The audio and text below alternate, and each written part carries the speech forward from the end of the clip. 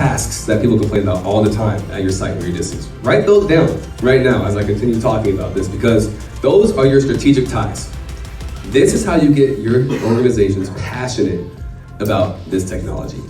You don't do it by saying, hey, use AI to help you get lesson plans done faster. You do it by saying, hey, tell me what your biggest pain points are right now, and then in real time, you can show them how you can remove that pain instantaneously with these tools, right? Remove the concept of AI entirely and just listen. The question I like to ask is, if you were given a Brainiac assistant tomorrow by the district, what's the first thing that you would offload? There's no AI anywhere in this, except in Brain, but that's the only place. There's no mention whatsoever. I'm just asking, what are you struggling with so I can help you out? And that's really what I do every single time I visit a district. I will, in the real time, have them do a Mentimeter, tell me what they're struggling with, and I'll solve it in front of them live.